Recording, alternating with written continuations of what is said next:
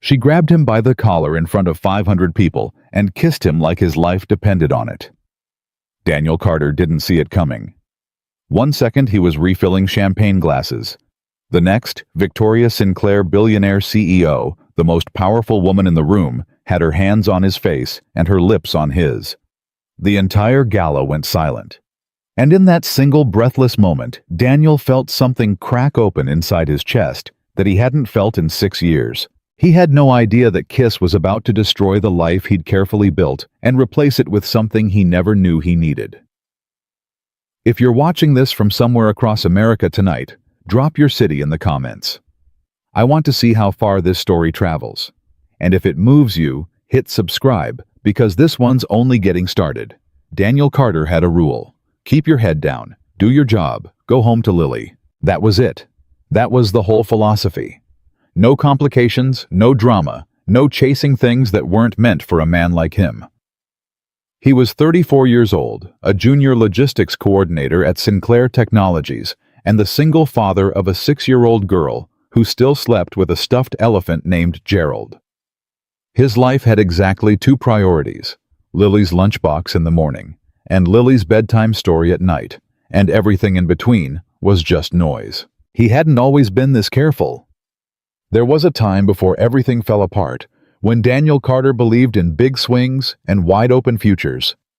Then his wife Emma walked out when Lily was 8 months old, left a note on the kitchen counter that said, "I'm not built for this life," and drove away in a car packed with everything she owned. That was the day Daniel stopped believing in open doors. After that, every door got locked from the inside. So when his manager Sandra pulled him aside 2 weeks before the Sinclair Technologies annual gala and told him he'd been selected to work the event, "You're reliable, Carter, and we need reliable people visible in front of investors," Daniel said yes without hesitation. Extra pay, professional visibility, and a babysitter he could afford for one evening. Easy math. He did not say yes because he wanted to be anywhere near Victoria Sinclair. He'd seen her exactly 4 times in the 18 months he'd worked at the company. The first time was his onboarding orientation, when she appeared on a screen in a pre-recorded video sharpsuit, sharper voice welcoming new employees to the Sinclair family, with the warmth of a quarterly earnings report. The second was in the elevator. She was already inside when the doors opened on the 14th floor. He stepped in. She didn't look up from the tablet in her lap. The wheelchair took up a quarter of the elevator.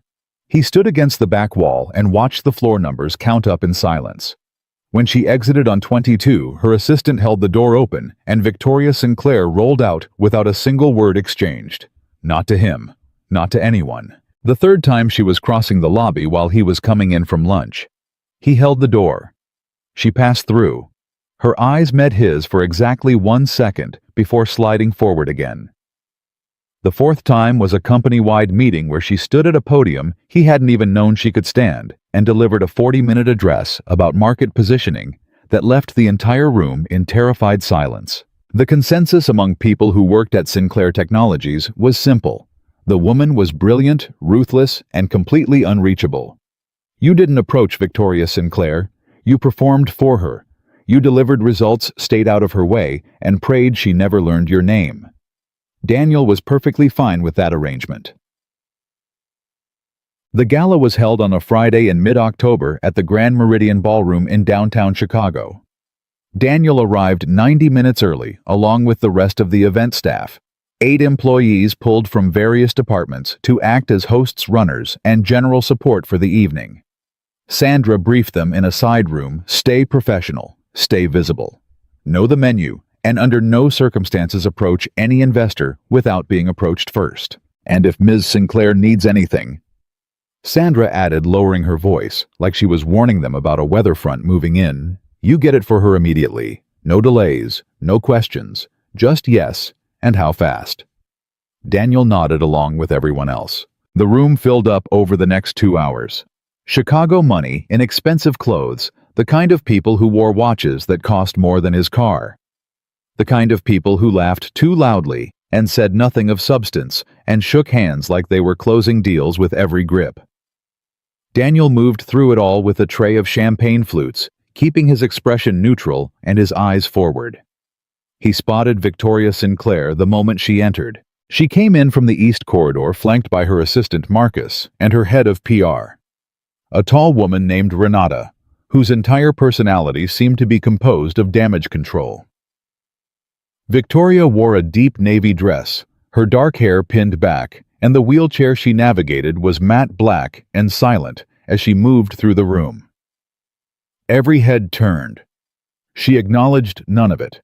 Her face was composed in that particular expression Daniel had clocked before, not cold exactly but fortified. Like a building that had been reinforced so many times, it no longer needed to look strong. It just was. He watched her work of the room.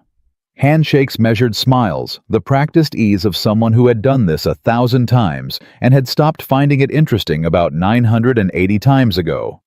She was good at it, effortlessly in control. He went back to passing out champagne. It was around 9:30 when the mood in the room shifted. Daniel felt it before he identified it, a subtle tightening in the air. Near the east end of the room, a cluster of older men in suits converging around Victoria's position near the tall windows. He wasn't close enough to hear specifics, but the body language was unmistakable. These weren't admirers. These were people applying pressure. He moved a little closer to refill glasses at a nearby table. Perception problem, Victoria, and you know it. The man speaking was in his 60s, red-faced, wearing a suit that probably had its own tailor. Hartfield pulled their interest last quarter specifically because, "I'm aware of what Hartfield said," Victoria cut in, her voice steady. "Then you understand why we need stability, personal stability. The board has been very clear about this. A company of this size with your profile." The man lowered his voice, but not enough. People invest in people, not just portfolios. If there's no one standing beside you, they start asking questions about judgment, about foundation, about whether a woman in a wheelchair is a stable investment. Victoria said it flat without inflection, daring him to confirm it. The man had the grace to look uncomfortable. "I'm not saying that. You don't have to." She took a slow breath. "What exactly are you recommending, Harold?" "Something simple. Someone at your side. A partner. Even just the appearance of..." "You're asking me to perform a relationship for a boardroom. I'm asking you to give investors a reason to stop asking the question." Harold glanced around at the other men behind him, gathering confidence from numbers. "It doesn't have to be complicated. It just has to be convincing." Victoria said nothing. Her jaw tightened almost imperceptibly. Daniel picked up his tray and started to move away from the table. He had no business standing here. Whatever politics were grinding through that conversation had nothing to do with him. He was 3 steps away when he heard her voice change. "Actually," Victoria said, "there's something I should have mentioned earlier." He slowed without thinking. "I've been keeping it private, because that's what he wanted." Her voice was different now, deliberate, controlled, building toward something. "But given this conversation, I think it's time." Harold made a sound of approval. "You've been seeing someone. More than that." Daniel stopped. "He's here tonight, in fact." He turned around, and Victoria Sinclair was looking directly at him. Mog. In the half-second that followed, Daniel's brain ran through approximately 12 different explanations for what he was seeing. None of them were correct. Victoria's gaze was locked on his with an intensity that bypassed professional and went straight to something else. Her eyes communicated exactly one thing: play along, or we both go down in flames. He didn't understand it. He had never spoken to this woman beyond the accidental 4 encounters he could count on one hand. He was staff. He was nobody. He was a man holding a tray of half-empty champagne glasses in a room full of people who had never thought about people like him. But Victoria Sinclair was looking at him like he was the only person in the room. And then she was rolling toward him, and the crowd was parting, and Harold was watching with an expression that was transitioning from skepticism to something approaching surprised approval. And Daniel's tray was being lifted from his hands by someone, Marcus he realized, who had appeared from nowhere like a trained emergency responder. And then Victoria Sinclair was right in front of him. Up close, she was different than she looked from across a room. The fortification was still there, but it was thinner. He could see the tension in her shoulders, the slight tightness around her mouth that had nothing to do with composure and everything to do with someone running very fast in a very small space. Her eyes, dark brown and unreadable from a distance up close, communicated something that shocked him. She was frightened, not of him, of all of it, of the men with their measuring gaze and their boardroom math, of the moment, of needing this. He saw it for exactly 1 second before she locked it away. "Daniel," she said, and the way she said his name, like she'd been saying it for years, like it belonged in her mouth, made his chest do something strange and involuntary. He opened his mouth. She reached up, took his face in both hands, and kissed him. Whoa! The room disappeared. That was the only way he could describe it afterward. Not just the sound, not just the crowd, but his own sense of place and time and reason. The room simply ceased to exist for the length of that kiss. There was only the warmth of her hands against his jaw, the surprising gentleness of it, and the fact that his heart was doing something it hadn't done in 6 years and 3 months. When she pulled back, the silence in the grand ballroom was absolute. Victoria turned to face Harold and the cluster of investors. Her chin lifted, her expression composed back into something unassailable. "This is Daniel Carter," she said. "He's the man I love. I apologize for keeping him to myself."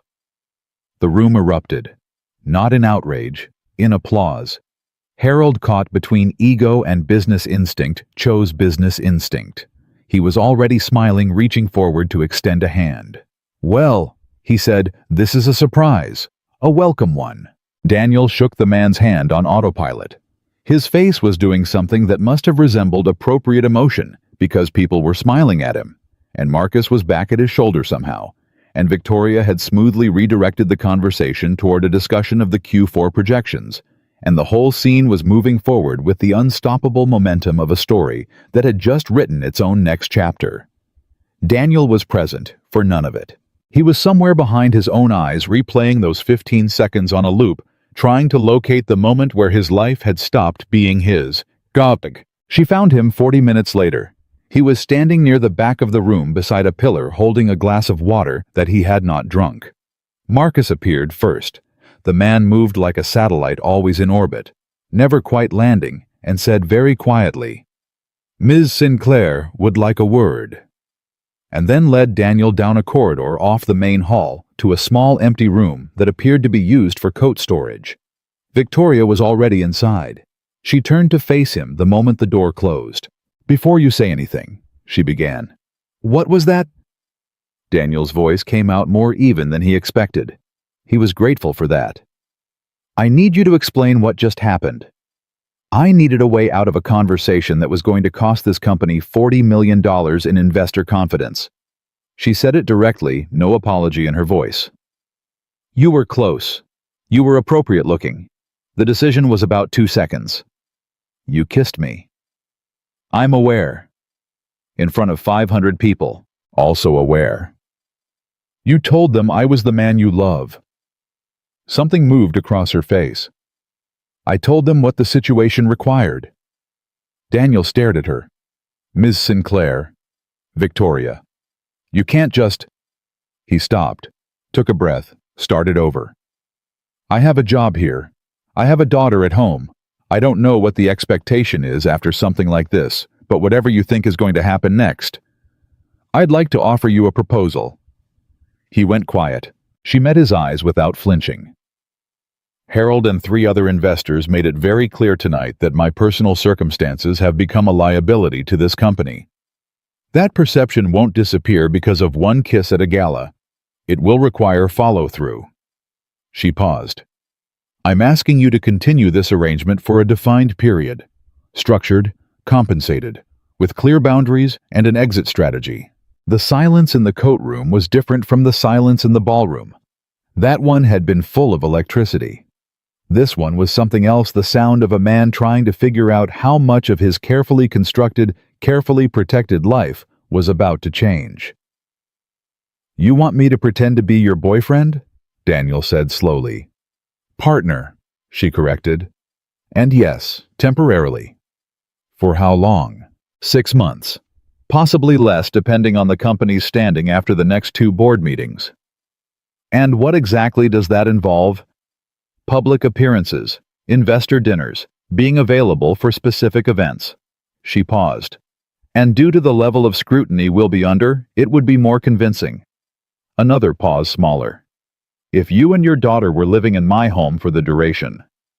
Daniel laughed. It wasn't a happy laugh.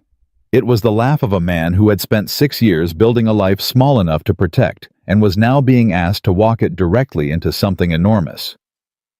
You want me and my 6-year-old to move into your house, he said. I have 12 guest rooms. That's not the point. The point is $50 million in company assets and 200 jobs that depend on this company's stability.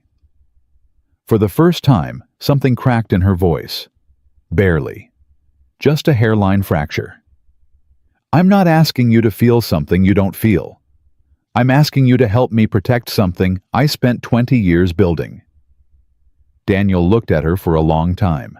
He thought about Lily's stuffed elephant.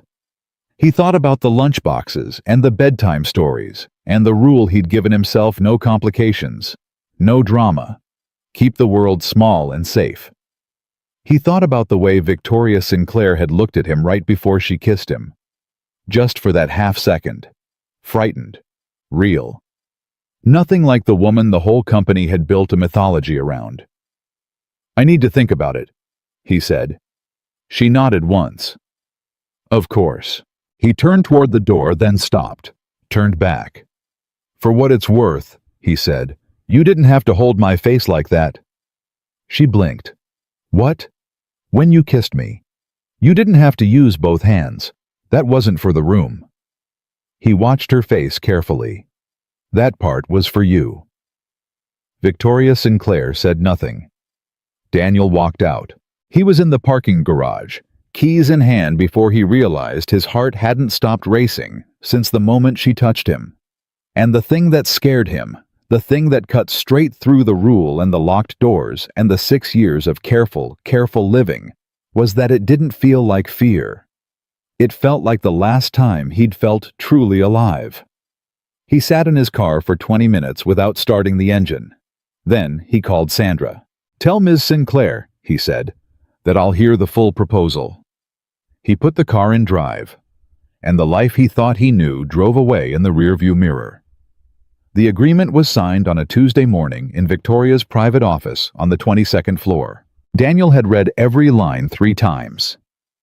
6 months clearly defined public appearances a monthly stipend that made his stomach turn slightly because it felt wrong to put a number on something that had started with her hands on his face. Lily would be enrolled in a school closer to the Sinclair estate in Lincoln Park. They would move in by Friday. He signed it anyway. Not because of the money. Not entirely. He told himself it was stability, a better neighborhood, a better school, a situation he could control and exit cleanly on a defined timeline. He told himself it was logical. He did not examine too closely what else it might be. The drive to the Sinclair estate that Friday evening was 40 minutes from his apartment. Lily sat in the back seat with Gerald the elephant pressed against her chest, watching the city change through the window.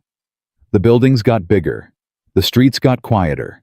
The trees lining the roads got older and taller, the kind of trees that had been growing for 50 years and knew it. Daddy, Lily said somewhere around the 20-minute mark. Yeah, Bug. Is the lady in the wheelchair nice? Daniel kept his eyes on the road. He thought about the coat room, about the way Victoria had said I spent 20 years building this with that hairline crack in her voice. I think she's trying to be, he said honestly. Lily considered this with the profound seriousness that 6-year-olds reserve for truly important questions. Gerald doesn't like mean people, she announced. Neither do I. Okay. She went back to looking out the window. Then it'll probably be fine. Daniel almost smiled. Victoria was waiting in the front entrance when they arrived. Not standing, she was in her chair positioned near the open doors, and Daniel noticed immediately that she was wearing something different from her usual armor of executive clothing. A dark sweater. Simpler. less fortified. He didn't know if it was intentional or not, but it registered. Marcus hovered nearby, and 2 household staff members stood ready to help with bags. But Victoria's attention went past all of them the moment Lily stepped out of the car. Lily looked up at the house, first took in the whole of it with enormous eyes, and then looked at Victoria. She tilted her head the way she always did when she was making a serious assessment. Victoria looked back at her with an expression Daniel had never seen on the woman's face before. Not composure, not authority. Something quieter and more unguarded than either. "You have a really big house," Lily said. "I know," Victoria said.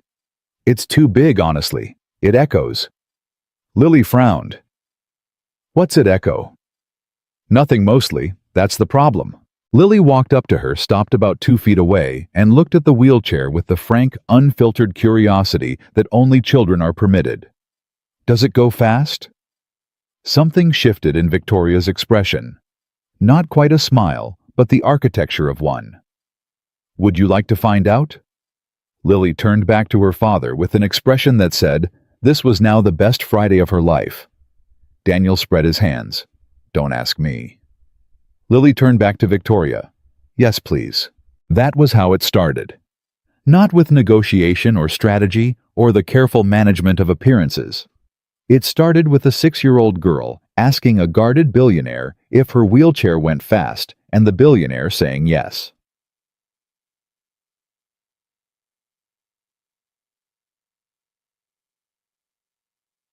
By the end of the first week, Lily had named 3 of the hallways. She called the long corridor near the kitchen the runway, because the floors were so smooth you could slide in socks. She called the library the dragon room, for reasons that remained unclear, but appeared to involve a specific shadow cast by the reading lamp in the corner. And she called Victoria's private sitting room, a space Daniel hadn't even been inside yet, the good room, which when he asked her to explain, she described as the room where Victoria lets her face be different. He didn't ask what that meant. He thought he understood it.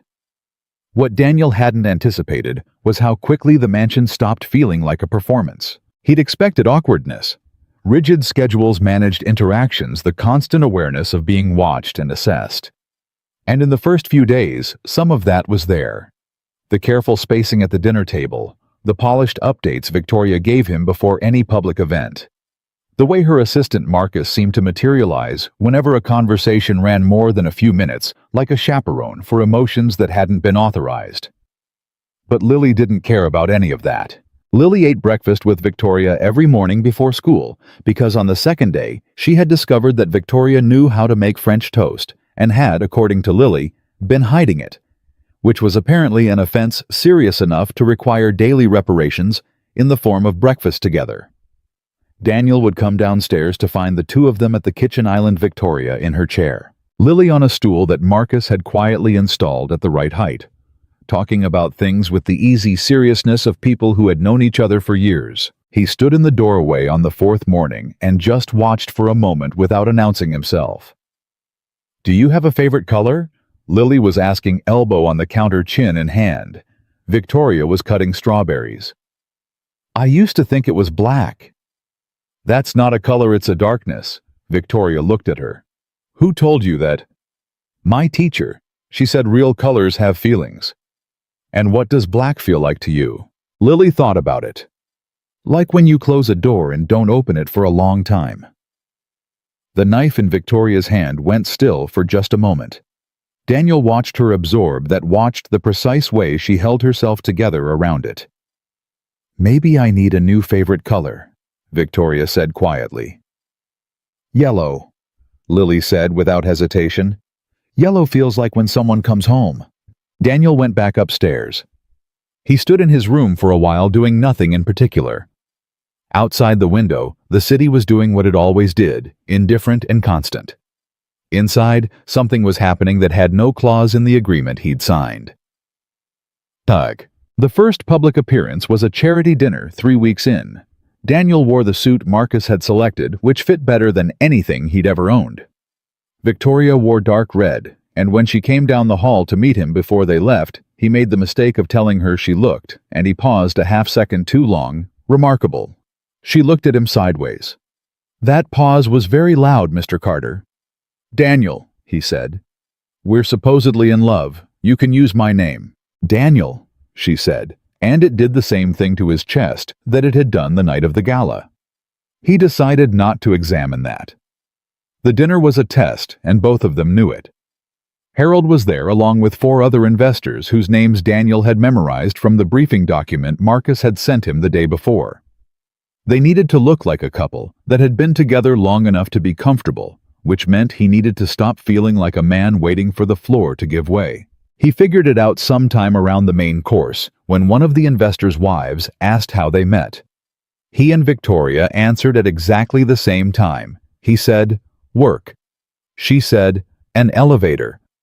There was a beat of silence. Then Victoria turned to look at him with an expression that was briefly and dangerously genuine amusement. He felt the corner of his mouth pull despite himself. Both technically, Daniel said. We worked together. The elevator was where she first decided I was worth noticing. I said no such thing, Victoria said. You didn't have to. I can read an elevator. The table laughed. Harold, seated across from them, leaned back in his chair with the satisfied expression of a man who had gotten exactly what he asked for. Daniel felt Victoria's hand settle on his arm just for a second. Light and practiced the appropriate gesture for the moment. He told himself that was all it was. The cracks started appearing around week 5. Not in the arrangement was holding. 3 events, positive investor feedback, a small but measurable bump in company profile coverage that Renata had sent him data on apparently. The arrangement was performing exactly as designed. The cracks were in the walls Victoria kept. He started noticing things. Not the public things, not the controlled posture, and the calibrated responses, and the way she deployed silence like a precision instrument in negotiations. The private things. The Tuesday nights when he came downstairs for water after midnight and found her office light on. The way she sometimes went quiet in the middle of a sentence, not from distraction, but from something that looked like pain she was managing in real time. The mornings when she came to breakfast and something in her face was tighter than the night before, and he'd learned to recognize it as the aftermath of a night that hadn't given her rest. He didn't say anything. It wasn't his business. The agreement didn't have a clause for noticing. But on a Thursday night about 6 weeks in, he came downstairs at 12:30 and found her in the kitchen. She was at the island with a glass of water and a medical file open in front of her, and she closed it when she heard him, but not fast enough. He got himself water. He stood across the island from her. He did not look at the file. You should sleep, he said. Noted. That's not the same as doing it. She looked at him with the expression she deployed when someone was being inconveniently right. I have a meeting at 7, which will go better if you sleep before it. I have chronic pain, Daniel. She said it flatly, like a statement about weather. Sleep isn't always available just because it would be convenient. Some nights I lie there, and my body is too busy reminding me it exists to do anything useful like rest. He hadn't expected her to say that. He didn't think she'd expected to say it either from the way her expression shifted immediately after, like she'd reached for something routine and picked up something real by accident. I'm sorry, he said. Don't be. I don't need that. I'm not being pitying. I'm being sorry. There's a difference. She looked at him for a long moment. Something in her expression did what it had done that first night in the coat room, loosened just slightly, just enough. Lily told me something today, Victoria said, changing direction the way she always did when emotion got too close to the surface.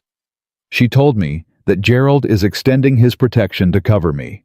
I'm apparently under elephant security now. He smiled despite himself.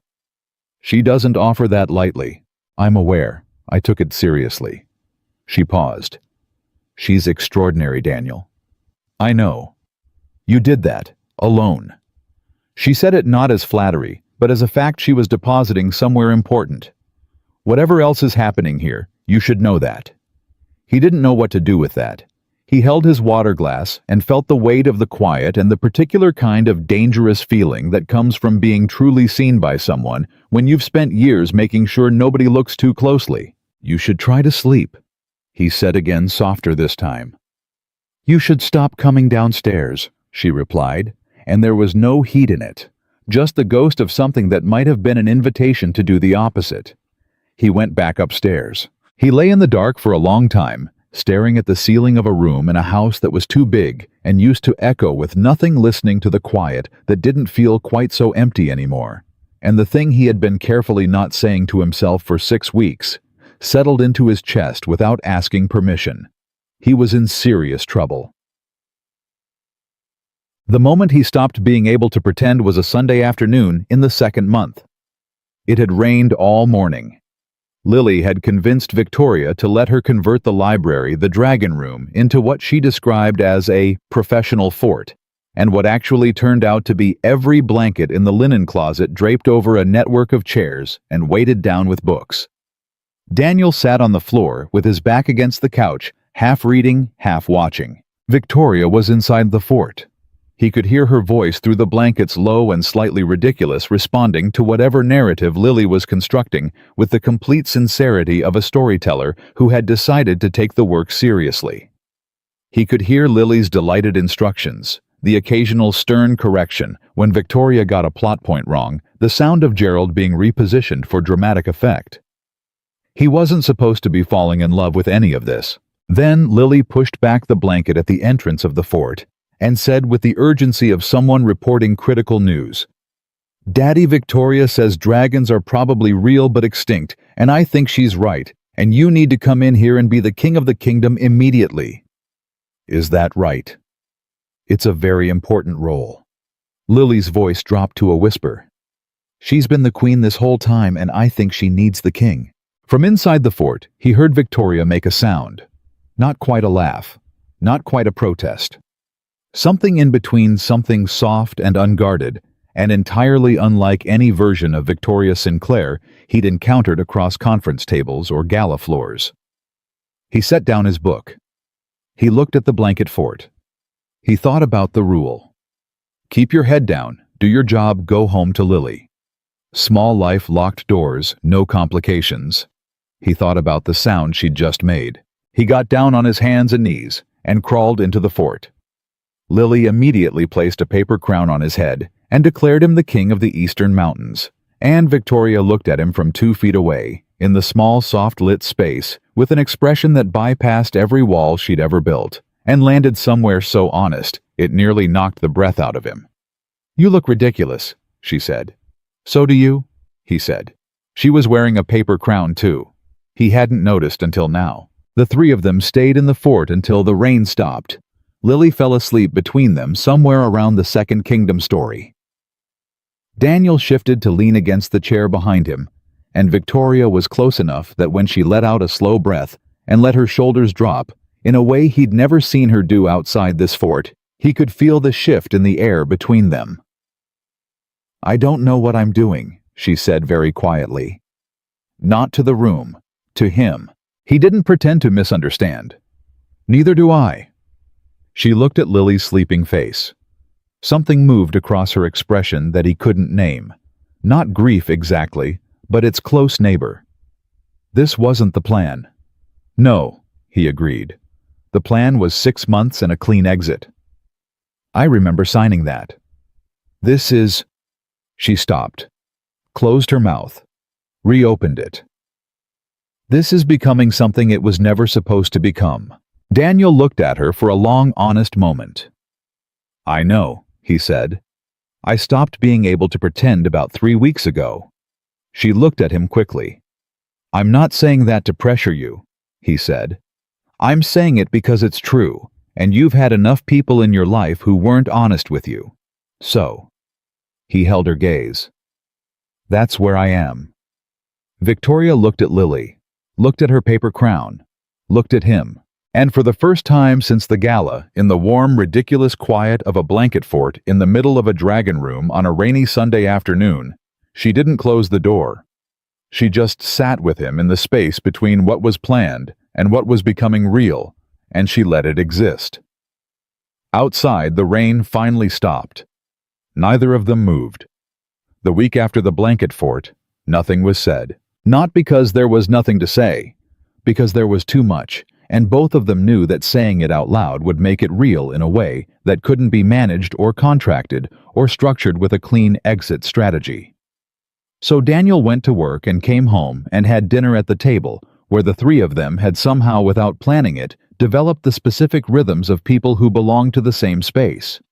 Victoria passed Lily the bread before she asked for it. Daniel refilled Victoria's water without being asked. Lily narrated everything happening at school with the breathless urgency of a correspondent reporting from the front lines, and neither adult had to perform interest because the interest was simply there. It was the most ordinary thing Daniel had experienced in 6 years. It terrified him in the best possible way. What he didn't know, what he couldn't see from where he stood inside the warmth of it, was that Victoria was already building the exit. Quietly, methodically. The way she did everything that required her to override what she felt in favor of what she believed was correct. He found out about it by accident, the way most devastating things arrive. It was a Thursday evening, 2.5 months in. He had come back from picking up Lily early from school, a low-grade fever. Nothing serious, just enough to require the kind of afternoon that involved soup and the couch, and 3 consecutive episodes of whatever animated thing had become Lily's current obsession. He'd settled Lily in with a blanket and Gerald and gone to let Victoria know they wouldn't be at dinner expecting to find her in her office. Instead, he found Renata. Renata was standing outside Victoria's office door with her tablet and an expression that shifted the moment she saw Daniel. The particular shift of someone who has just been caught adjacent to a conversation they weren't meant to be overheard having. She recovered quickly. She always did. "Mr. Carter? Lily okay?" "Fever. She's fine." He nodded toward the door. "Is Victoria available?" "She's finishing a call. 5 minutes." Renata turned back to her tablet, and something about the precision of that pivot, too smooth, too deliberate, made Daniel slow down rather than speed up. He waited near the door. Through it, Victoria's voice was just audible. Not the words, just the register. Low and controlled and very, very careful. The voice she used when she was making a decision she'd already committed to and didn't want challenged. Then, one sentence came through clearly. "Draft the amendment for the end of month. I want the exit terms finalized before the board meeting." Daniel stood very still. Renata heard it too, and he could see from the set of her shoulders that she'd been hoping he wouldn't. She didn't look up from her tablet. He didn't say anything. He went back down the hall, checked on Lily, and sat on the edge of his daughter's bed watching her sleep off her fever.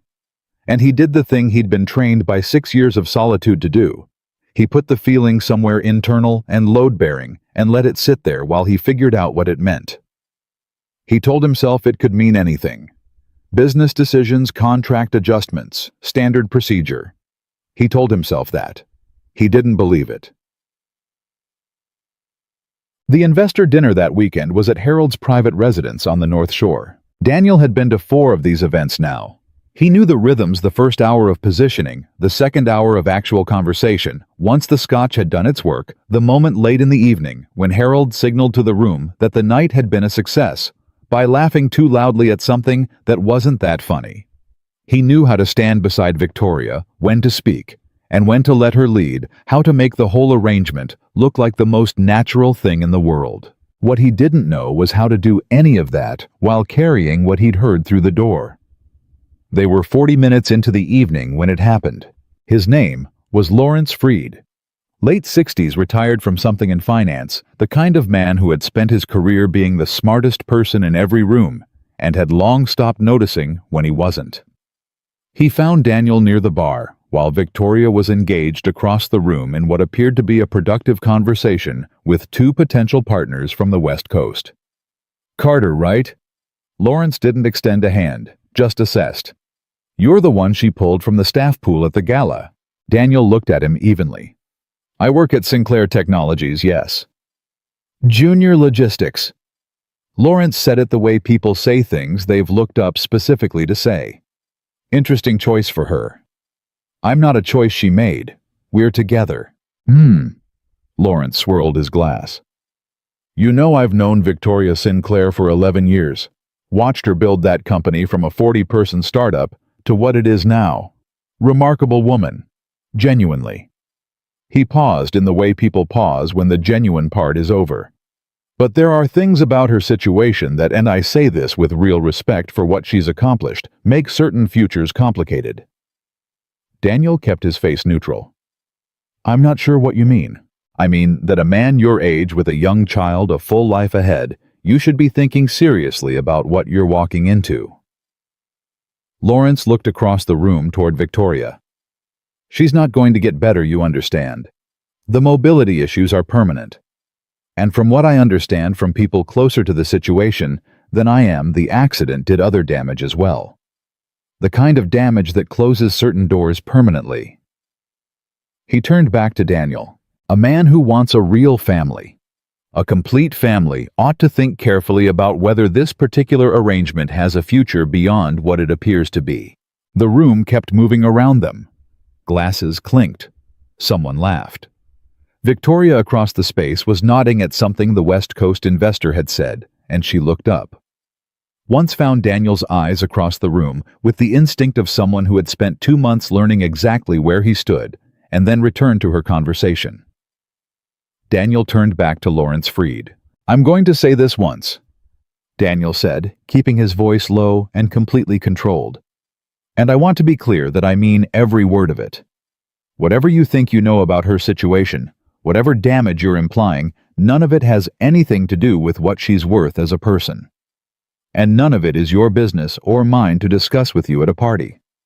He held the man's gaze. Don't bring this up again. Lawrence had the grace to look mildly taken aback.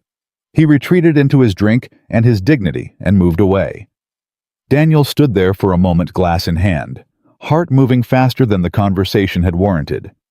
Because Lawrence Freed had said something buried in all the condescension and the presumption that had landed like a key turning in a lock Daniel hadn't known existed. The accident did other damage as well. The kind that closes certain doors permanently. He thought about the medical file Victoria had closed too quickly in the kitchen. He thought about the expression on her face when she looked at Lily sometimes, that unnamed thing that lived next door to grief. He thought about the exit terms Renata was drafting, and slowly, with the particular weight of understanding something you wish you didn't, he began to put it together. He tried to talk to her that night on the drive home. He tried to talk to her about the conversation, not Lawrence's specifics, just that someone had said something that concerned him, and he thought they should. I know what Lawrence said to you. Victoria cut in. Her voice was quiet and forward-facing, eyes on the road through the passenger window. Renata texted me. Daniel kept driving. Okay. He's an old man who thinks access to information about someone's medical history is the same as having the right to use it. I told him to drop it. I know. Marcus told me that too. A pause. Thank you. You don't have to thank me for that. I know I don't. Another pause longer. Daniel. You don't have to say anything tonight, he said. Lily's got school tomorrow and you've got an early call and we're both tired. We don't have to do this tonight. She went quiet. He didn't push. He drove the rest of the way home in silence that was full of everything neither of them was ready to say. And when they got inside and checked on Lily and went to their separate ends of the house, he lay in the dark and stared at the ceiling, and knew with the complete certainty of a man who had spent 6 years learning how to read the architecture of people's defenses that Victoria had already decided something. Had decided it before tonight. Had decided it before the blanket fort maybe.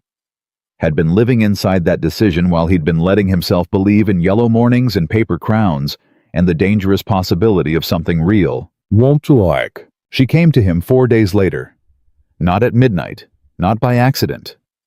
She knocked on the doorframe of the study where he was working on a Saturday morning while Lily was at a birthday party for a girl from her new school. She came in without being asked, which she never did, and she sat across from him, and she put an envelope on the desk between them. He looked at it. He didn't touch it. "What is this?" he said. Not a question. He already knew. "It's the amendment to our arrangement." Her voice was the controlled one, the boardroom voice. "I'm proposing an early exit. The terms are generous, the full 6-month stipend, a guaranteed transfer to a senior position in the company, if you choose to stay, excellent references and assistance with Lily's school enrollment, wherever you decide to." "Stop," he said it quietly. She stopped. He looked at the envelope for a long moment. Then he pushed it back across the desk toward her. "I'm not taking it," he said. "Daniel, whatever you think you're protecting me from, I'm not protecting you." Her voice cracked at the edge just slightly. "I'm being realistic. I'm doing what I should have done before I let this go as far as it has. Before I let Lily—" She stopped, pressed her lips together, restarted.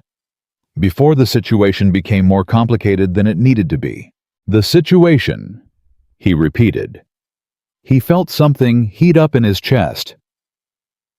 "You're calling it the situation. I'm calling it what it is. What it is," he said, "is that you're scared. And instead of saying that you're paying me to leave, I'm offering you a clean exit from something that was never supposed to be real." She met his eyes, and behind the composure he could see the cost of it. "You're a good man, Daniel. You're a genuinely good man, and you deserve—" "Don't tell me what I deserve." He stood up. Not in anger, or not only in anger. In the particular frustration of watching someone he cared about dismantle something true because they'd decided in advance it couldn't hold. "You don't get to decide what I deserve. That's not how this works. You want a family." Her voice was steady and devastating. "A real one, a complete one. You have Lily, and someday you'll want more.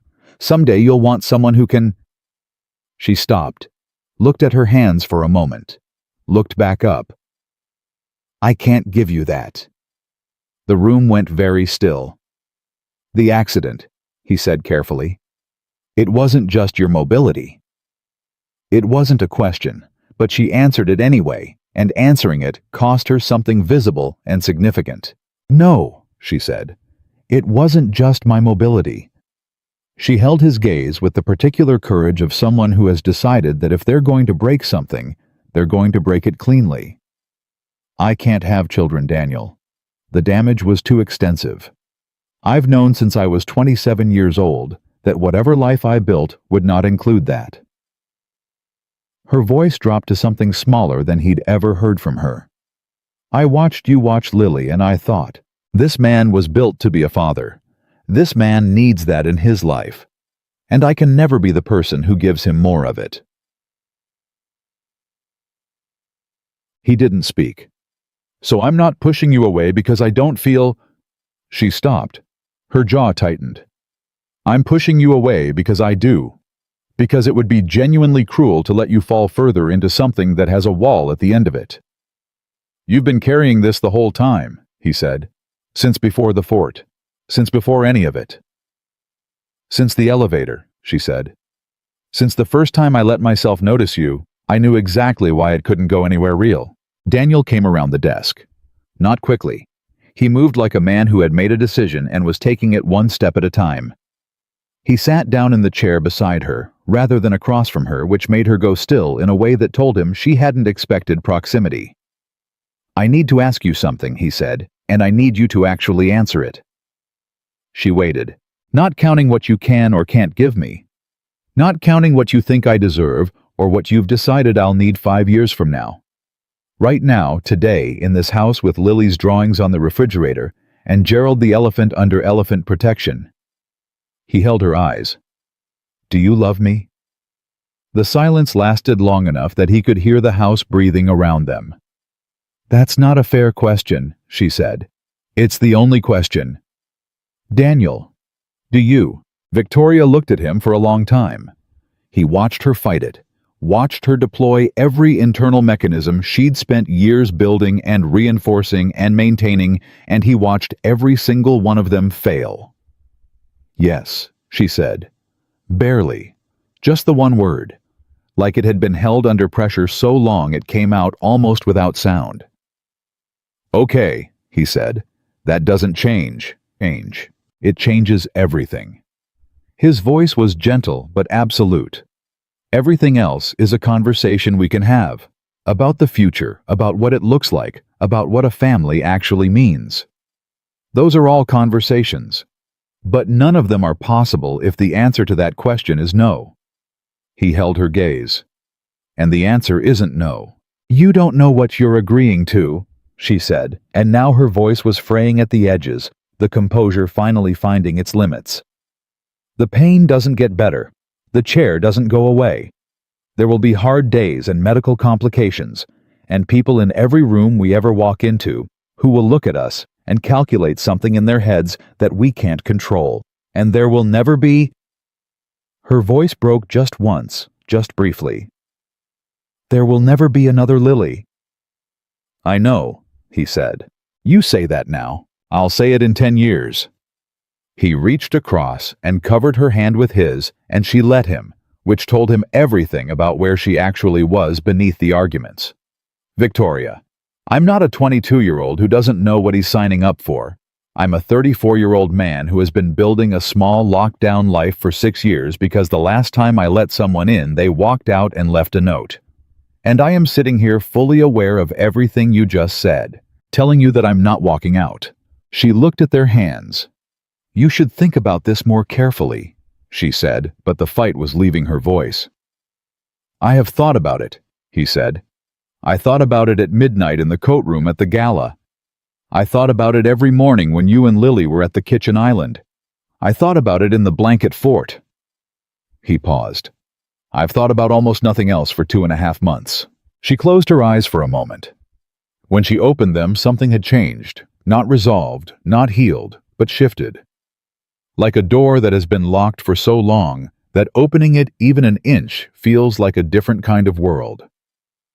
I'm still scared, she said. I know. The fear doesn't just go away because you said the right things. I know that too. He didn't move his hand. I'm not asking the fear to go away. I'm asking you to not let it make decisions for both of us. Outside, somewhere distant, a car door closed. The neighborhood sounds filtered in, ordinary and indifferent, the world continuing on its axis, with complete disregard for the fact that everything in this room had just changed. Victoria looked at him for a long moment. Then she looked down at the envelope on the desk. The amendment, the exit terms, the clean conclusion she had been preparing for weeks. She picked it up, folded it, and set it down on the far side of the desk away from both of them, as though putting it somewhere it couldn't participate in what came next. She didn't say anything. She didn't have to.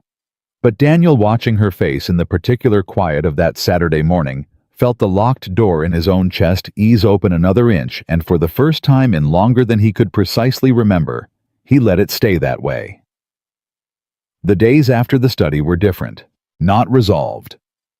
Daniel hadn't been naive enough to think one conversation would dismantle what Victoria had built over years of protecting herself. But different. The envelope stayed on the far side of the desk and didn't reappear. Victoria still kept her careful distances, still deployed composure, like a reflex she couldn't fully switch off.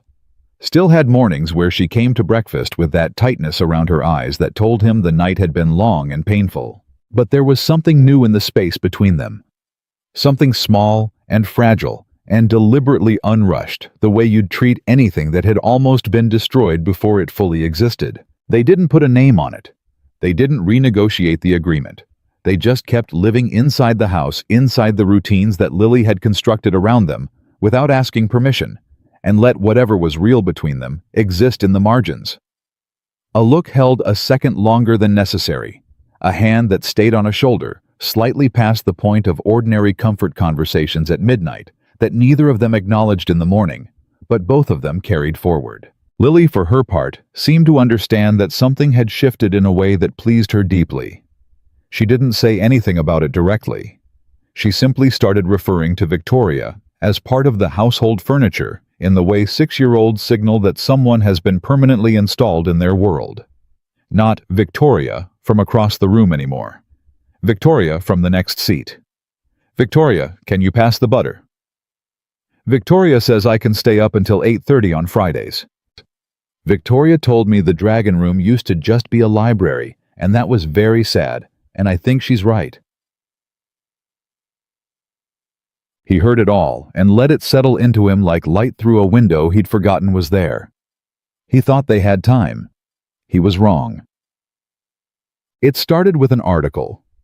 Marcus brought it to Daniel's attention on a Wednesday morning, which told Daniel immediately that it was something Victoria already knew about and had decided to manage rather than share. He read it on his phone in the parking garage of the office building before he went upstairs.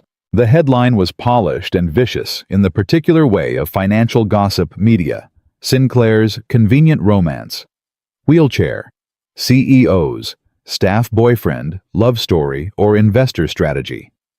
The piece was 300 words of insinuation dressed as analysis. It named Daniel by full name and position. It questioned the timing gala kiss immediate cohabitation coinciding with a measurable uptick in investor confidence. It quoted anonymously a source close to the company's board who described the arrangement as an obviously manufactured narrative that reflects Ms. Sinclair's tendency to prioritize optics over substance. It ended with a line that Daniel read twice slowly.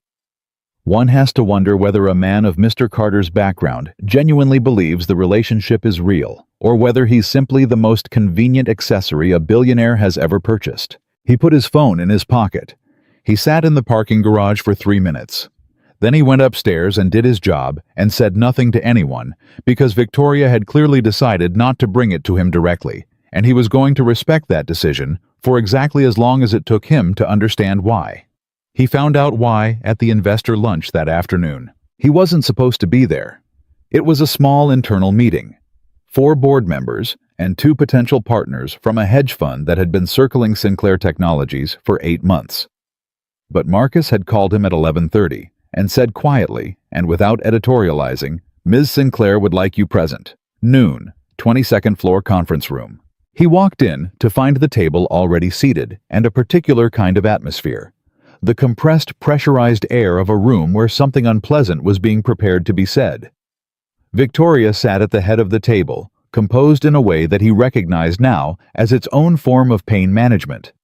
She met his eyes when he entered, and what passed between them in that half-second was enough.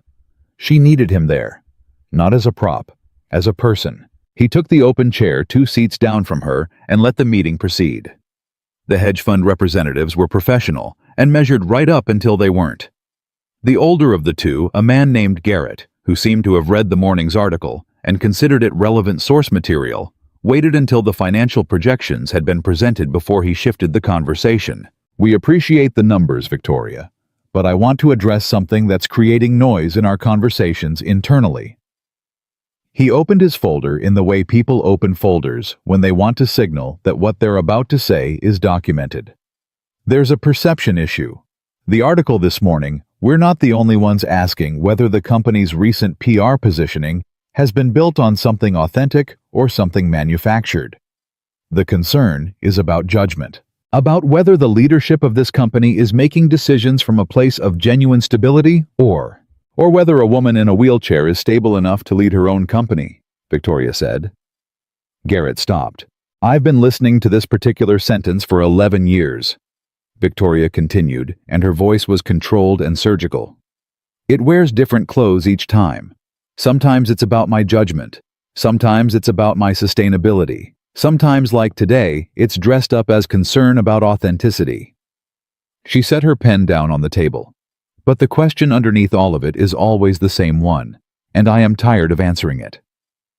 The room was very quiet. One of the board members, an older woman named Patricia, who had been with Sinclair Technologies since the beginning, looked at Garrett with an expression that could have etched glass.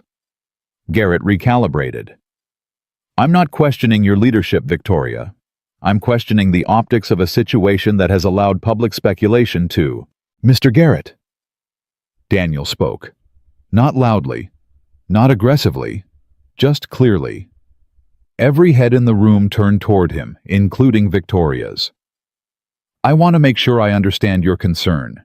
You read an article this morning that questioned whether my relationship with Victoria is real. And your response to that concern is to bring it into this room and repeat it in front of her. He paused. Is that accurate? Garrett looked at him with the specific expression of a man recalibrating how much weight to assign to someone he'd initially assigned very little. I'm raising a legitimate business concern. You're repeating gossip in a boardroom and calling it due diligence. Daniel kept his voice even. I'm a logistics coordinator who fell in love with his boss. That's not a narrative. That's just what happened. And if your firm's investment decisions hinge on whether two people's feelings are real enough to satisfy a financial analyst, then I'd suggest the problem isn't with Victoria's judgment. The room held its breath. Victoria was looking at him.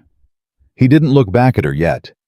He kept his eyes on Garrett until the man looked away first. Patricia at the far end of the table said nothing, but she picked up her pen and made a note, and something in the set of her mouth suggested it was a favorable one. The meeting concluded 20 minutes later, without a decision from the hedge fund partners, but with the atmosphere of a room where the ground had shifted under someone's feet, and they hadn't fully registered it yet. I think. Afterward, in the corridor outside the conference room, Victoria stopped him. She looked at him for a moment without speaking, and in that moment, he could see all of it. The article, the meeting, the weight of 11 years of the same question in different clothes, and underneath all of it, something new and unsteady, and almost frightened in the way hope is frightening when you've stopped believing in it. You didn't have to do that, she said. Yes, I did. You made yourself a target. That article will get worse before Victoria. He stopped her. I don't care about the article. You should. Your name is in it. Lily could. I'll handle Lily. He stepped slightly closer enough that the corridor conversation became something more private. What I need you to hear is that I meant what I said in there. All of it. Not for the room, not for Garrett or the hedge fund or the board. He held her eyes. For you. She looked at him with an expression that had run out of walls to hide behind. You're making it very difficult to maintain a reasonable amount of emotional distance from you. I know, he said. I'm doing it on purpose. Whatever fragile new territory they'd been navigating did not get the time it needed. 3 days later, a Saturday mid-morning, the kind of ordinary day that gives no warning before it becomes the worst one, Lily disappeared. It happened in the span of approximately 25 minutes. Daniel had been in the study on a work call. Victoria had been in her sitting room with a conference call of her own. Lily had been in the backyard, visible through the study window, when Daniel had last looked, which had been 20 minutes earlier, building something architectural and ambitious out of sticks near the garden wall. Marcus had been in the kitchen. When Daniel's call ended and he looked out the window, the stick structure was there. Lily was not. He told himself it was nothing. He went to the back door and called her name. No answer. He walked through the back garden, not large enclosed gate latched. He checked the gate. It was still latched.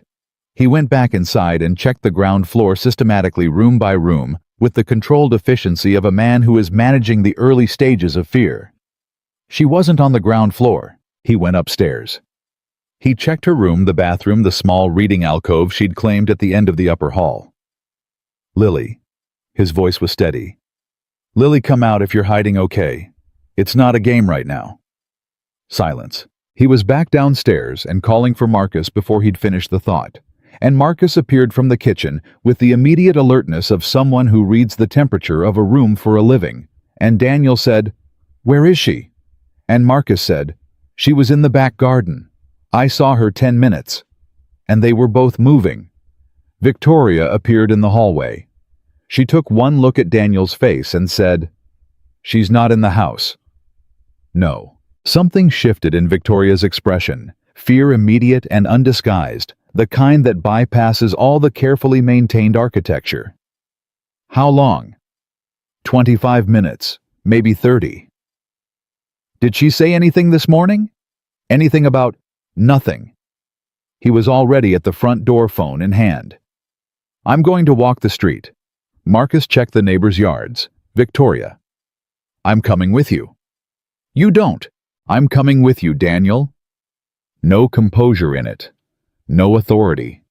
Just a woman who was not going to stay in the house while Lily was somewhere she wasn't. Don't argue with me right now. He didn't argue.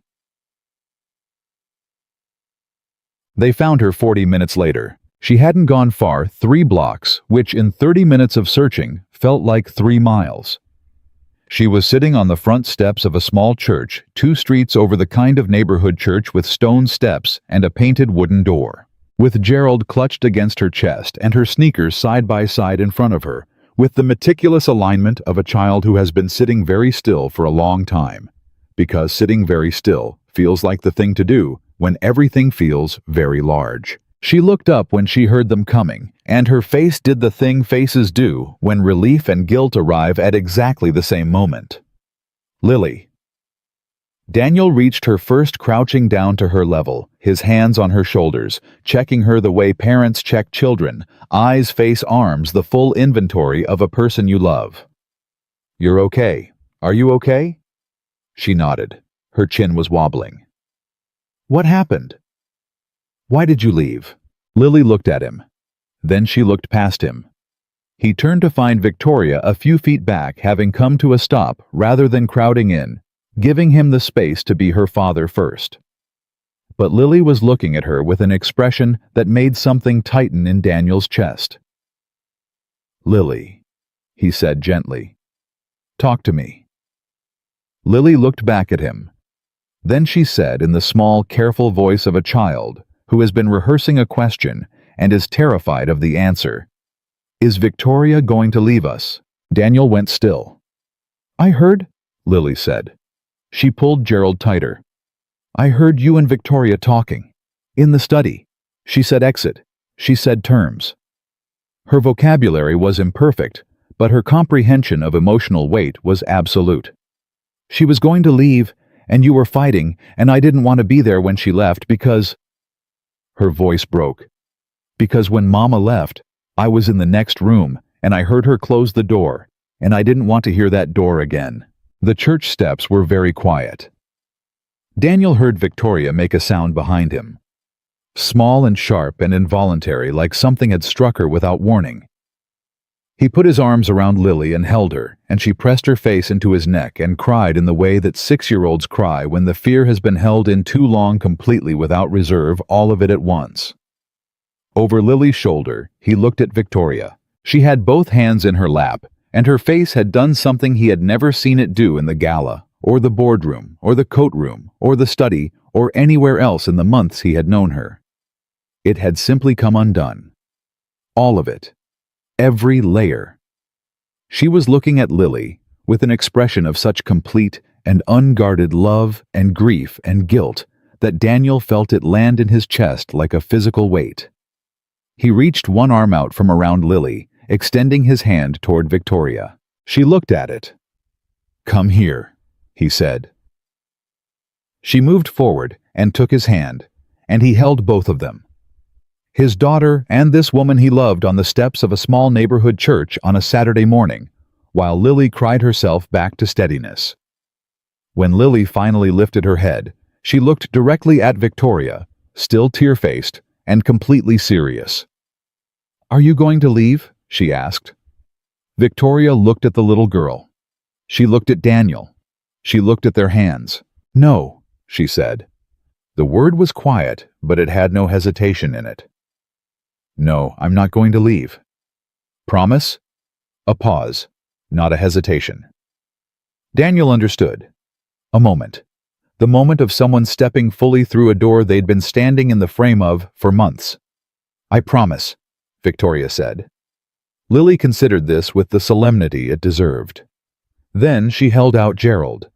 "You should hold him for a minute," she said. "He helps." Victoria took the elephant. She held it against her chest the way Lily had been holding it, and her eyes closed for just a moment, and when they opened, they were bright in a way that had nothing to do with composure. Daniel tightened his hand around hers. "Let's go home," he said. That evening, after Lily had been fed and bathed and read to and had fallen asleep with Gerald restored to his proper position under her left arm, Daniel came downstairs to find Victoria in the kitchen. Not with a medical file. Not with a tablet or a business call or any of the armor she usually wore into the late hours.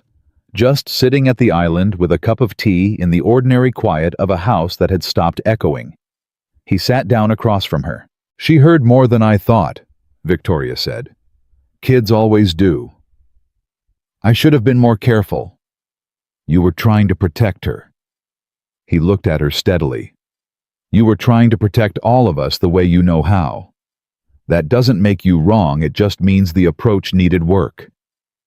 She almost smiled at that. Almost. The approach needed work. She turned her cup in her hands. "That might be the most diplomatic thing anyone has ever said to me about one of my decisions. I'm a diplomatic person." "You called a hedge fund partner a gossip to his face in a boardroom. I'm a selective diplomat." She did smile then, and it was the real one, the one that arrived without strategy or timing, the one that Lily had found first and that Daniel had been watching for ever since.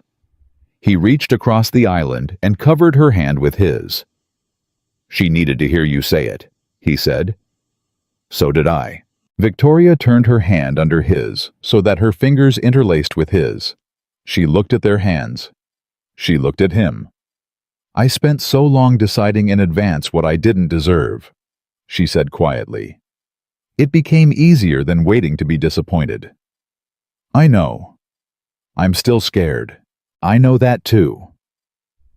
He held her hand and held her eyes and gave her the simple, unadorned truth that had been sitting in his chest since October. "I'm not going anywhere, Victoria. Not because of the agreement. Not because of the article, or the board, or any of it." He paused. "Because you are the first thing in 6 years that has made my life feel like it has more room in it than I thought. And Lily loves you. And I—" He stopped. "Let it breathe for a second. You know where I am." Victoria looked at him for a long moment. Then she said quietly and simply what she had spent months building walls against saying. "I love you," she said. "I loved you before I knew what to do with it, and I've loved you through every terrible decision I made trying to get rid of it." A breath. "I'm sorry it took me this long to say it out loud."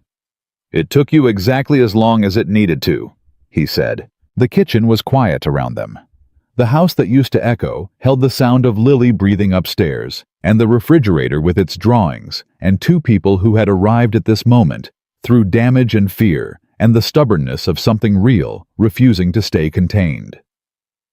Daniel lifted her hand and held it the way he'd wanted to hold it since a Saturday morning on a church step.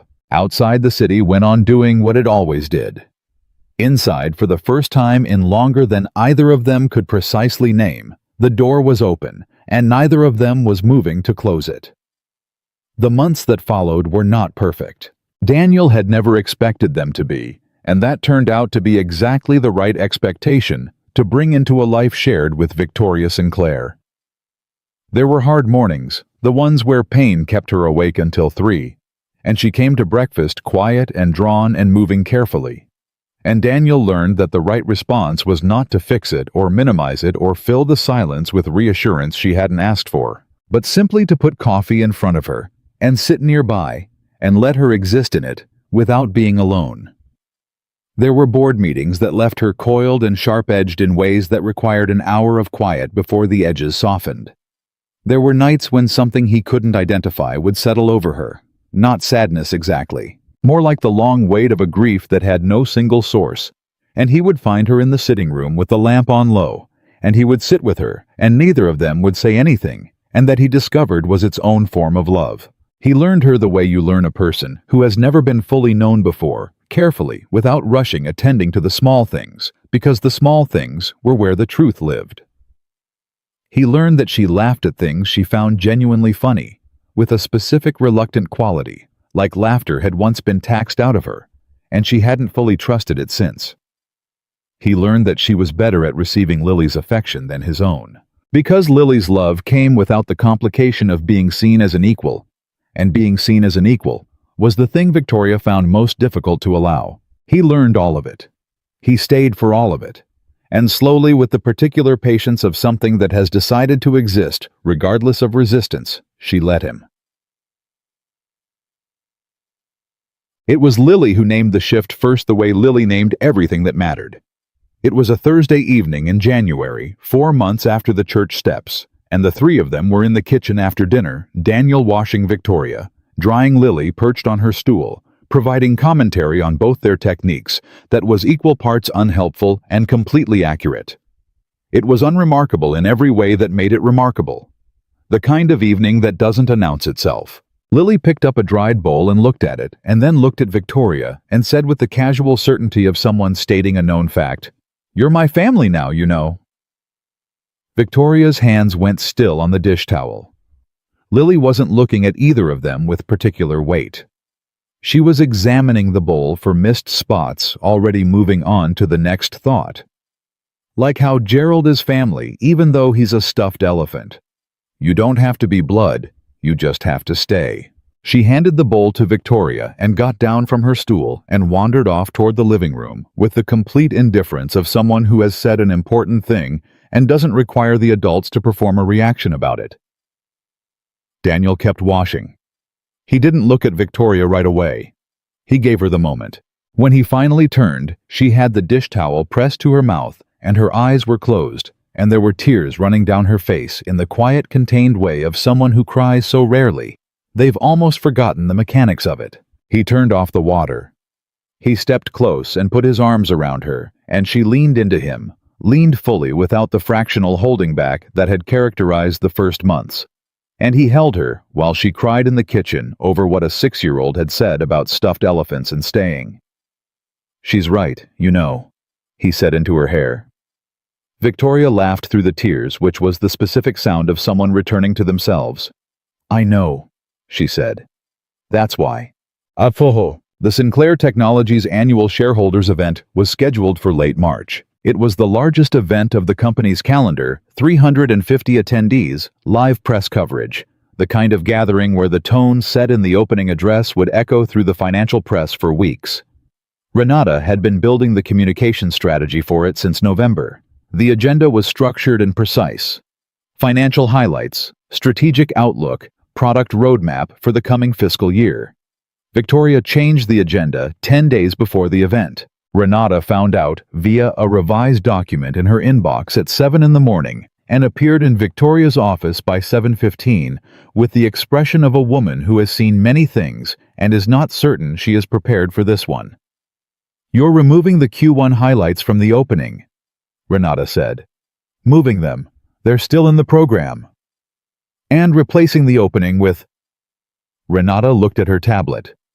"A personal address." "Yes. Victoria." Renata set the tablet down. "The personal brand component we've built has been effective specifically because it's been calibrated, controlled. If you open the flagship event with something unrehearsed, it won't be unrehearsed. I know exactly what I want to say. The board will have concerns about. The board will adapt." Victoria looked up from her desk. "Renata, I have spent 11 years in this industry, giving every room I walked into exactly what it needed to not be afraid of me. I've been careful and measured and strategic and appropriate, and I have run a very good company while doing it." She paused.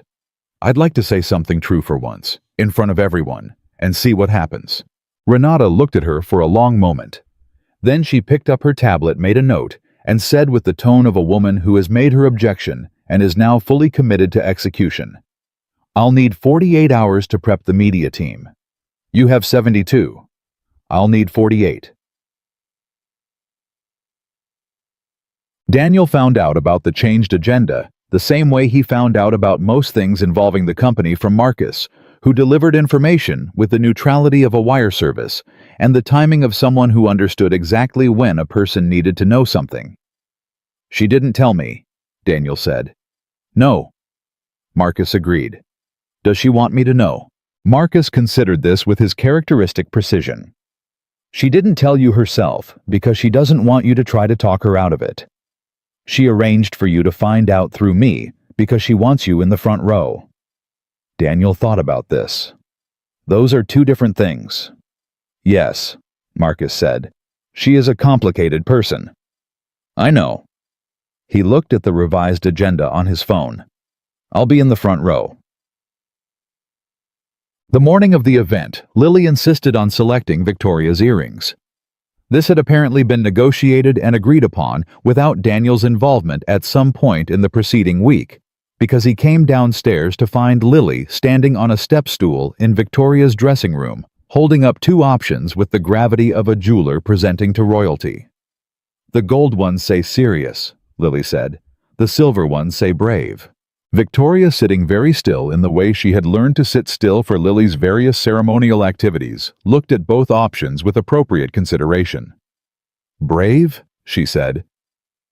Lily nodded satisfied and installed the silver earrings with the focused concentration of a child performing a task that matters. When she finished, she stepped back and looked at Victoria with her head tilted in that particular assessment posture. "You look like someone who is going to say something important," Lily said. "I am," Victoria said. "Are you scared?" A pause. Then, honestly, yes. Lily nodded again as though this was the correct answer. "Good. Grandma says brave isn't when you're not scared. It's when you're scared and you do it anyway." She held out Gerald. "Do you want to borrow him for the drive?" Victoria looked at the elephant. She looked at Lily. And she did the thing she had been learning to do across these months. She said yes to something offered freely instead of finding a reason to refuse it. "Thank you," she said. "Yes." Daniel, watching from the doorway, said absolutely nothing. He didn't trust his voice. The Grand Meridian Ballroom looked different in March than it had in October. Or maybe it was just that Daniel saw it differently now. He sat in the front row with Lily beside him. She had been allowed to attend an exception. Marcus had arranged without explanation, but that Daniel understood completely, and watched the room fill with the same kind of people who had filled it the night of the gala. Suits and money, and the measured confidence of people who were accustomed to being in rooms where important things happened. He held Lily's hand. He watched the stage. When Victoria came out, the room responded the way it always did to her entrance. That particular quality of attention, the specific straightening of postures that happened when someone with genuine authority walked into a space. She moved to the center of the stage, positioned herself, and looked out at the room with the composed steadiness that 11 years of this had built into her. Then, she set aside the prepared remarks on the podium in front of her and just spoke. "I want to tell you something true," she said. "Before the numbers and the projections and the roadmap, which are good, and which you'll hear, I want to tell you something that has taken me a long time to understand." The room was very quiet. 11 years ago, I built this company from a 40-person office with a business plan and a specific kind of determination that I don't think I could have manufactured if I'd tried. The determination of someone who needed to prove something. Not to the market, not to competitors. She paused. To the room. To every room. To every person in every room who looked at my chair before they looked at my face and made a calculation about what I was capable of and what I deserved. Not a sound from 350 people. I have spent 11 years being excellent in order to make that calculation come out right. And it worked by most measures, it worked extraordinarily well.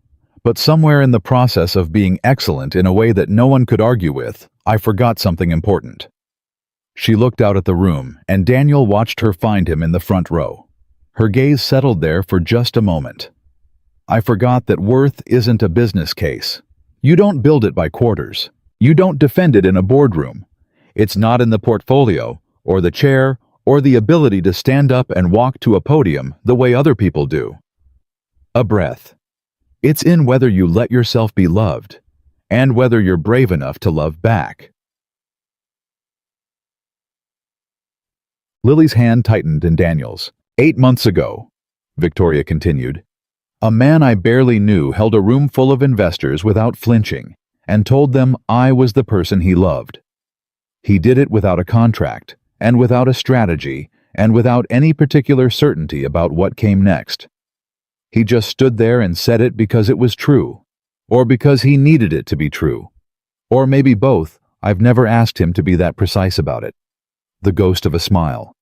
"And then, he brought his daughter into my house. And that little girl walked in with a stuffed elephant named Gerald and told me that the color yellow feels like when someone comes home, and I didn't stand a chance after that. There was a sound in the room, not quite laughter, not quite tears.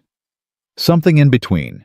The sound of 350 people being unexpectedly moved by something they hadn't prepared for. "I'm not telling you this because it's good for the company's image," Victoria said. "I'm telling you because I spent a decade running a company while being very lonely and very certain that I had to be, and I was wrong. And if there's someone in this room or watching this or reading it later who has decided in advance what they deserve and drawn the borders of their life accordingly, I want them to hear this from someone who did the same thing for a very long time." She looked directly at the room, and there was nothing managed or calibrated in her face anymore. Just the truth of it. The people who feel the most broken are often the ones most capable of changing someone else's life completely. Don't let the fear decide for you. It almost decided for me. She paused. Now. The composure returned, but different now, warmer worn like something chosen rather than armored. "Let's talk about Q1. The room came apart. Not politely, fully. 350 people on their feet. The kind of applause that happens when a room full of people who have been sitting in professional posture for an hour suddenly remember they're human beings. Lily stood up on her chair. "That's my Victoria," she announced to no one in particular, with the proprietary pride of someone whose elephant had contributed to this outcome. Daniel stood up beside her. He was not going to cry in the Grand Meridian Ballroom in front of 350 people and a press pool. He was absolutely not going to do that. He did that. She found him backstage after. The press had been managed. The handshakes concluded the follow-up meeting scheduled. Renata was somewhere dealing with the 14 media requests that had come in during the 45 minutes since Victoria had finished speaking. Marcus had taken Lily to find food with the efficiency of a man who understands when two people need 3 minutes alone. Victoria came around the corner and stopped when she saw him. He looked at her. She looked at him. He didn't say anything for a moment. "You said I was the person you loved," he said. "In front of everyone." "I'm aware." Past tense. He kept his expression level. "You said he was the person you loved." She tilted her head. Present tense felt too exposed. "You just gave that entire speech about being brave." "I was very brave for about 18 minutes. I have limits." He crossed the space between them in 3 steps and bent down and kissed her, not like the gala. Not a performance, not for anyone watching or anything at stake. Just because she was the first person he'd loved since the world went small and quiet, and because she'd stood up in front of everyone and told the truth about loneliness, and because Gerald the elephant was currently in Lily's custody, which meant something about trust and belonging, and the particular way a 6-year-old marks who gets to be permanent. When he pulled back, she was looking at him with the real smile, the one that had no strategy in it. "Present tense," he said. "Present tense?" She agreed. "You're the person I love. Currently. Ongoing. With no defined exit terms." That's all I needed. Lily appeared from around the corner at high velocity, closely followed by Marcus carrying what appeared to be an entire plate of pastries and the expression of a man who had been slightly outpaced by a first grader. They had croissants, Lily reported, climbing between them with complete disregard for the moment she was interrupting because she was 6, and the croissants were more immediately relevant. "Victoria, do you want one? I saved you the biggest one because you were very brave today, and bravery should get the biggest croissant." Victoria took the croissant from Lily's slightly crumpled hand. "Thank you, my love," Lily beamed. She took Gerald back from Victoria's bag, where he had apparently been stationed for the duration of the speech, and reinstalled him under her arm. She looked up at Daniel, then at Victoria, then back at Daniel with the profound satisfaction of someone surveying a situation that has resolved in accordance with her assessment from the very beginning. "I told you it would probably be fine," she said. Daniel looked at her. He looked at Victoria. He looked at the 3 of them standing in a corridor backstage at the Grand Meridian. His daughter with her elephant and her croissant. the woman he loved holding a pastry, and the first fully unguarded expression he had ever seen on her face. The whole improbable, unplanned, uncontracted truth of what they had somehow become together. "Yeah, Bug," he said. "You did." He put his arm around Victoria's shoulders, and she leaned into him fully without reserve, without the fractional holding back that had once been the architecture of her survival, and the three of them walked out of the backstage corridor and into the light. What had started as a desperate lie in a ballroom, a terrified woman's hands on a stranger's face, had become the truest thing any of them had ever lived inside of. Not because it was perfect, not because the fear had gone away, or the pain had diminished, or the world had stopped making its calculations, but because they had chosen it every single day in all the ordinary and extraordinary ways that choosing someone actually looks, like the midnight kitchens and the blanket forts, the paper crowns and the church steps, the arguments and the silences, and the slow, patient work of learning how to stay. Some people spend their whole lives waiting for a love that doesn't ask anything hard of them.